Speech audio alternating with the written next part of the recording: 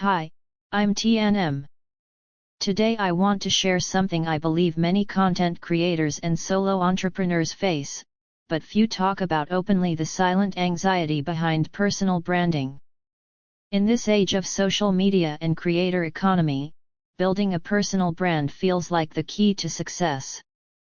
We hear it everywhere: be authentic, be consistent, be visible. Sounds simple, right? But it's not. At first, you start creating because you want to express your true self, your ideas, your stories, your passion. But as you grow your audience, something changes.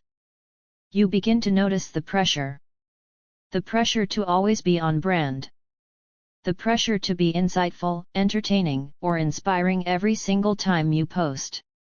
Over time, this pressure can turn into a trap. Instead of being yourself, you start performing a version of yourself.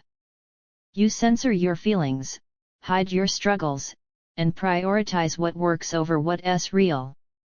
Suddenly, your personal brand becomes less about you, and more about managing a persona. This is what I call the identity anxiety of personal branding. It's an invisible burden that many creators carry in silence. So why does this happen? Platforms reward consistency. Audiences expect clarity. Brands want predictability. And we, as creators, feel the need to deliver again and again. But here's the thing: you are not a brand. You are a human being.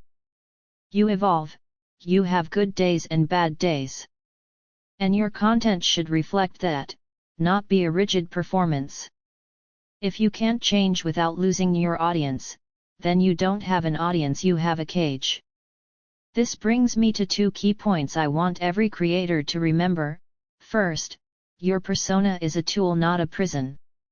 It's meant to help you communicate your message clearly, but it should never restrict your authenticity. Second, give yourself permission to evolve. Allow yourself to have days when you're vulnerable, tired, or even silent. You don't have to be perfect every day. When you create with freedom, not fear, your work gains depth and warmth. It attracts people who want to connect with the real you, not just a polished image. Of course, this is easier said than done. I struggle with it myself.